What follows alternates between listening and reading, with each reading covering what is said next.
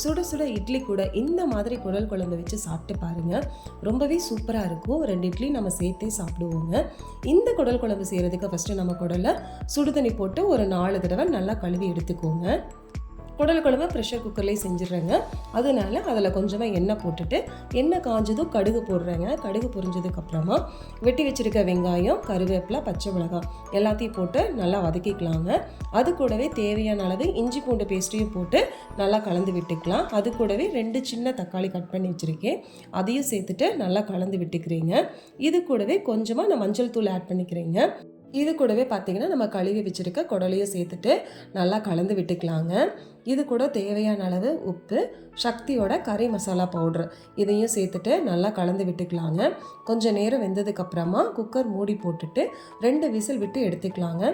இந்த மாதிரி பண்ணும்போது குடலில் உப்பு, காரம், அந்த ஸ்பைசஸோட ஃப்ளேவர் எல்லாமே குடலில் நல்லா இறங்கிருங்க.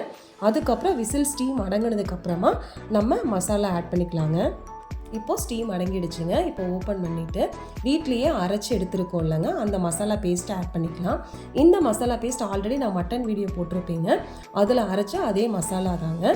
இப்போ எல்லாத்தையும் சேர்த்துட்டு தேவையான அளவு தண்ணி, கிரேவிக்கு தேவையான அளவு உப்பு ஆல்ரெடி கொஞ்சம் போட்டிருப்பேங்க, அது குடலுக்கு தான் கரெக்டாக இருந்திருக்கும். இப்போ எல்லாத்தையும் சேர்த்துட்டு நல்லா கலந்து விட்டுக்கலாங்க. குழம்பு நல்லா கொதிக்க ஆரம்பிக்கும் போது பார்த்திங்கன்னா மறுபடியும் குக்கர் மூடி போட்டுட்டு 4 விசில் விட்டு எடுக்கணுங்க. அப்போ தான் கிரேவி, அதுக்கப்புறம் குடல் எல்லாமே சேர்ந்து நல்லா மிங்கிள் ஆகும், குடலும் சாஃப்டாக இருக்குங்க. குக்கர் விசில் ஸ்டீம் அடங்குற கேப்லேயே பார்த்திங்கன்னா இட்லி ஊற்றி ஹாட் பேக்கில் போட ஆரம்பிச்சிட்டோம். கரெக்டாக ஸ்டீம் அடங்கும் போது பார்த்திங்கன்னா எல்லாருமே உட்காந்து ஒட்டுக்கா சாப்பிட ஆரம்பிச்சிக்கலாம். சண்டே மார்னிங் இட்லி செய்கிறோம் அப்படின்னம்னாவே மேக்ஸிமம் எல்லோரும் குடல் குழம்பு செய்யலாமான்னு தான் கேட்பாங்க. எல்லாருக்குமே இந்த காம்பினேஷன் ரொம்பவே பிடிச்சிருக்கும். இட்லி ப்ளஸ் வாத்து குழம்புமே சூப்பராக இருக்குங்க. இட்லிக்கு மேலே இந்த மாதிரி தண்ணி லைட்டாக தெளிச்சிட்டு அப்புறம் எடுக்கும்போது பார்த்திங்கன்னா துணியில் இட்லி ஒட்டாமல் வந்துடுதுங்க. குழம்பும் பார்த்திங்கன்னா ஸ்டீம் அடங்கிடுச்சு.